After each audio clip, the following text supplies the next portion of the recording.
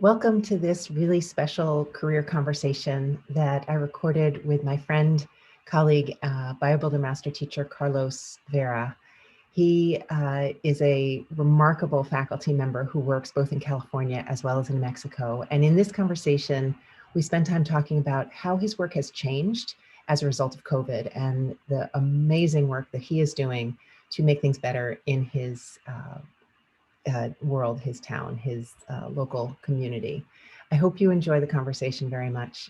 I certainly did. Hi, Carlos. Thank you for joining. Hi, my pleasure. Thanks for inviting me. Oh, it's a joy to see you, and thank you for coming in to share your story. And maybe we can just start by having you introduce yourself. I see you have a couple of slides, and that's great. But maybe can you just introduce yourself, where you work, and who you are, and what you do? Yeah, sure. So I have a long time to get to my love field, which is synthetic biology. So at the beginning, I studied into electronic engineering because I love circuits, I love computers. Then I realized that I need more mathematics, so I get into a specialization in computers in math degree. So I'm trying to know how to code.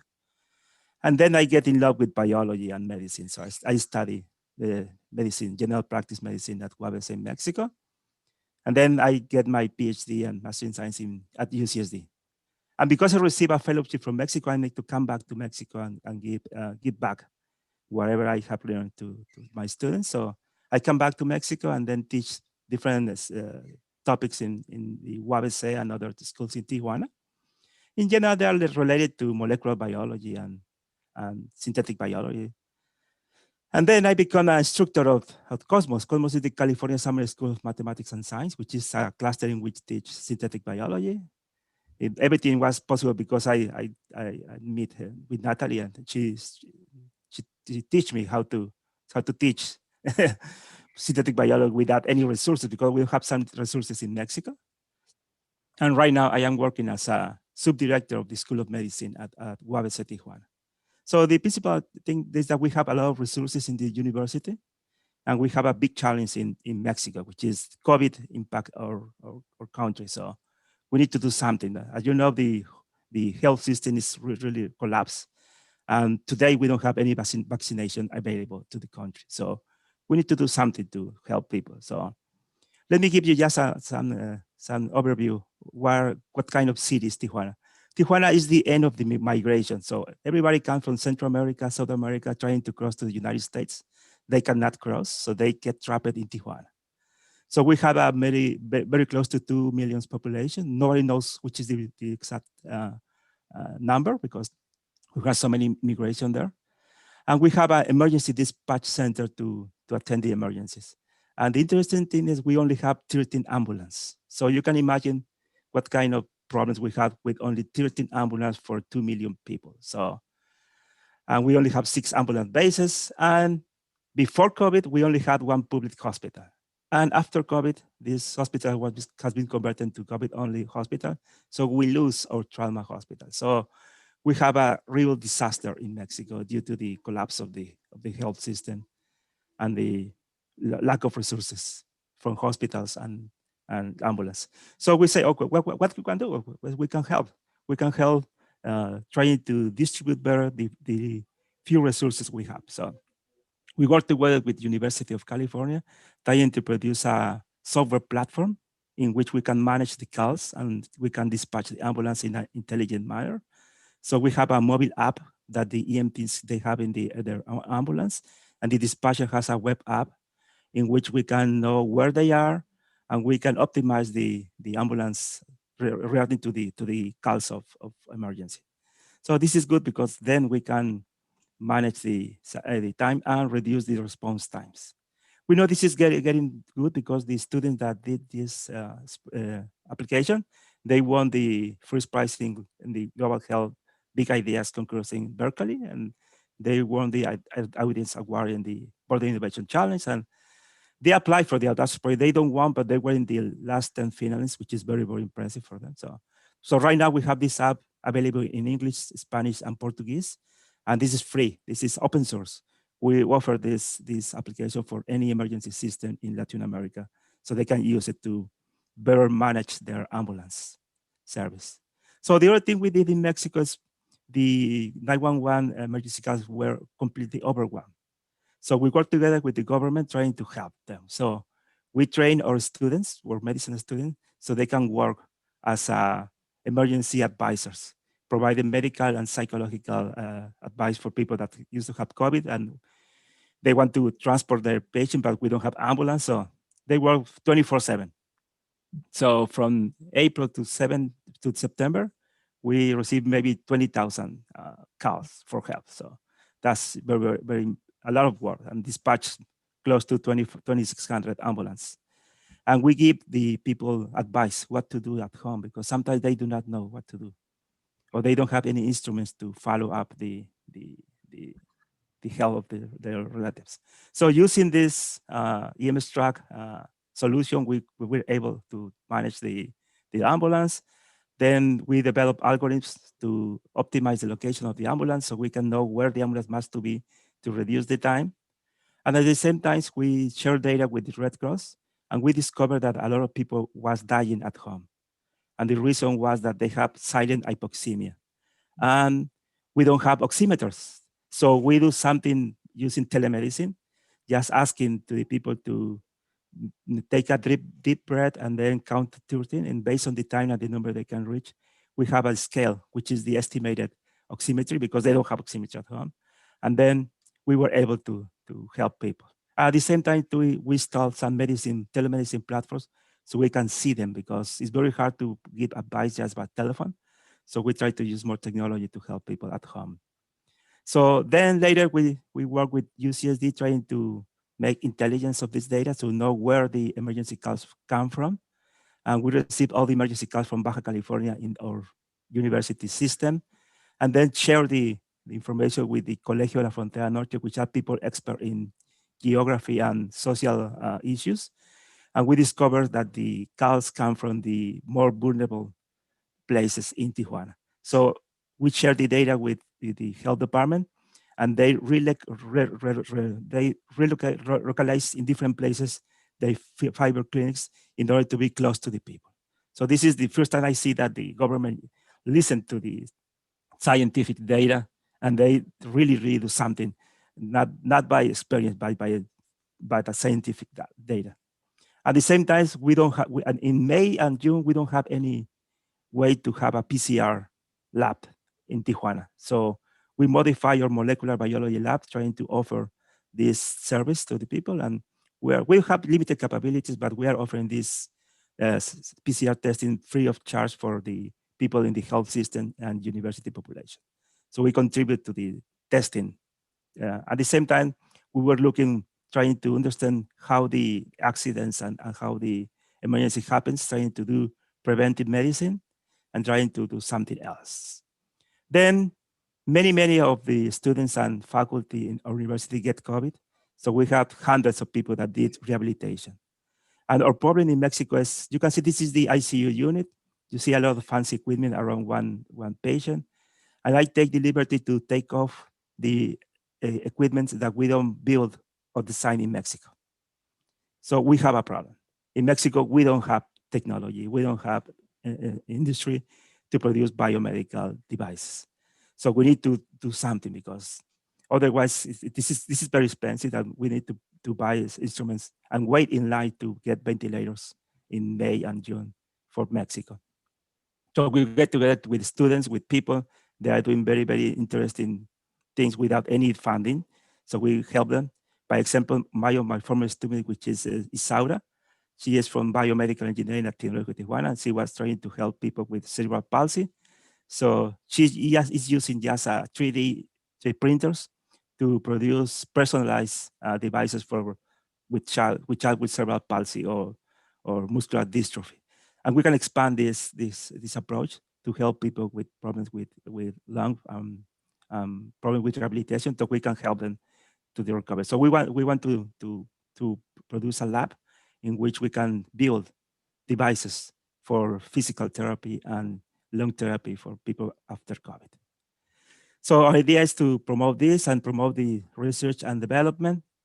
And we are doing other strategies because we have very high problems. But by example, this week, we received the report from our students and at the hospitals that there is a lack of personal protective equipment.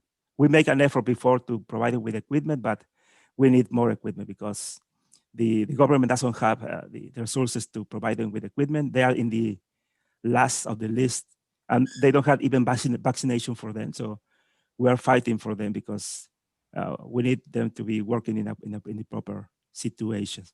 And then besides that, the violence is getting very, very bad in Tijuana. So we need to protect our students because there are some big things happens in the past month, in which some of the students have been injured and one of them has been killed, not in the university, but in Mexico.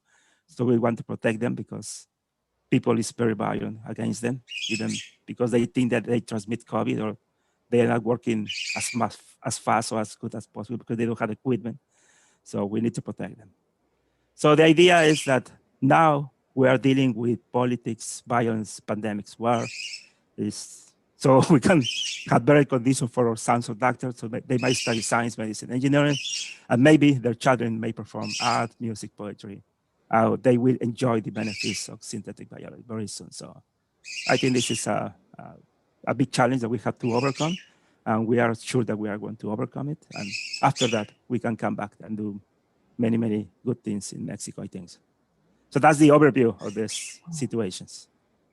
Carlos, it is an inspiration. I am speechless, and my heart goes out to the situation that is going on there. It is really incomprehensible from afar, and you've given us, a lot of insight into what it is to be there, and some things that I had never thought of or considered as collateral damage from the COVID era that we are living through. But how grateful we all are to see the work that you are doing and how you have redeployed every resource you can, your intellect, your team, your thinking, your projects to meet this challenge. It is incredible. Yeah, I think it's time for us to help because we have resources. We have human resources. We have close to 1,200 students, and they are willing to work. Sometimes it's not safe for them, but they can work from home and just using the telehealth system, they can work from home. So they can respond to calls. We don't expose them to the virus, but they can help. So, yes. And at the same time, our students are working in the hospital, so we have to protect them because sometimes they don't have the protective equipment, but they are trying to do their best as possible. Yes. So. Yeah. I mean, I think so many of us are trying to do our best, but the challenges that are being faced by you, and all those around you are really just, as I say, almost incomprehensible. But thank you for giving us insight into what life looks like for you these days. It is probably very different from what you had started doing there and thinking and working on there. Can I ask you what personal sort of qualities or training have you found to be essential or meaningful and helpful as you have taken on these just tremendous challenges in your career? Yes, I think to be trained as an industrial engineer was very useful because we had a lot of models to optimization. So right now we are management resources, ambulance, hospitals, or medicine students. So we have to do our best. So I think mathematics is very important. So you can use mathematics to use optimization models. Then we can use that tools as a way to produce very, very intelligent patterns. So we can make an intelligent use of the resources. So that's critical. I am not using now my medicine training because I'm not in the hospital, but I am using my electrical engineering, industrial engineering skills using mathematics because that's You are a very broadly trained, a very cross-trained faculty member for sure. And I think it's so interesting that you say math because it has come up on a couple of these conversations that behind biology is chemistry, and behind chemistry is physics, and behind physics is math. So when you go all the way back to the origin of where these disciplines come from, solid appreciation and ability to deploy math in a smart way is helpful for all of them, for sure. It's interesting to hear you say that. Yeah. Are there people that you are working with that you find complementary skill sets or have been surprising collaborators in this moment? Oh, yes, yes. We tried to do this telehealth system years before, and nothing happens. But when we proposed to do that this time, the government said yes, and in 24 hours they got all the equipment ready. They get the computer, they get the telephone system, and say, okay, just give me the persons, the people. So we try to train them, so they respond very, very fast. And in order to establish our PCR testing lab, we use our faculty and say, we want to do this. We only have one PCR real-time machine. We are going to use it as much as possible. And they start working from zero. And in 1 week, we have the lab working. So they are very fast. And there are many people willing to help. Sometimes when we are asked for people can you help with protective equipment? They say yes. And 24 hours later, they arrive at the hospital with N95 masks and with protective gloves. And the solidarity and the social response is impressive. So we consider there are people doing their best. Yeah. Not only from the scientific side, like from the social side, trying to help. Yes. It's so interesting because, the speed with which the responses have happened during this COVID era is really unbelievable, right? You look around and although I know Mexico is having a terrible time getting doses of the vaccine, the fact that the world has a vaccine in such a short period of time is really a triumph of science. And it took many people collaborating and saying yes to things that they needed to get done and working with people they had not worked with before, doing things differently to make those remarkable achievements possible. And it sounds like you are the catalyst of that kind of work in your town and in Tijuana there. We have a lot of good people out there. We have some people with the proper training. Our problem is the infrastructure. So I think the government needs to refocus everything so we can have more emphasis in research and education. So maybe in the next pandemic, we will have the capacity to produce our own vaccinations and to have better testing devices. So and synthetic biology is going to be critical for that. I am sure that we are moving in the right direction. So I think after this, we will have a new sunset for synthetic biology. Yes. And we may have some funding in Mexico because they know now that we have the necessity to do that. We do. It is a necessity. I do think that synthetic biology is the technology for this new century to meet these challenges, because as you say, this is an incredible one, but it will not be the last one that we face. And so I am very grateful that BioBuilder and synthetic biology have brought our professional careers overlap. And we had a wonderful time working together when you came in as a teacher to train with us at MIT in our summer workshop. And then you led a remarkable workshop in Tijuana for teachers there in BioBuilder content.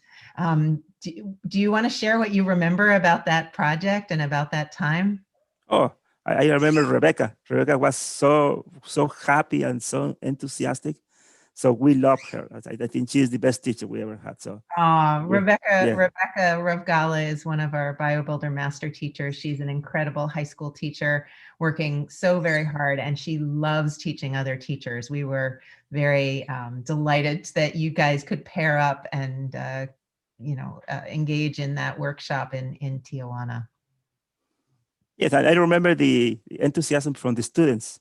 They are so excited. They want to do more. So I try to contain, okay, let's do that. They want to do so many things after this workshop. So, and the good thing that they come back to their schools and say, and then spread the news. So that's very good. So more people know what we are working on. So that's important. Yep. I mean, you are an ambassador for this program, and that you excite other teachers to teach synthetic biology is the greatest amplifier we could hope for. And you're just such a wonderful teacher. Do you want to say a little bit about how you got interested in teaching? Because clearly you have interests in great many things, but you are a remarkable teacher, a wonderful, wonderful teacher. What led you to include that in your career?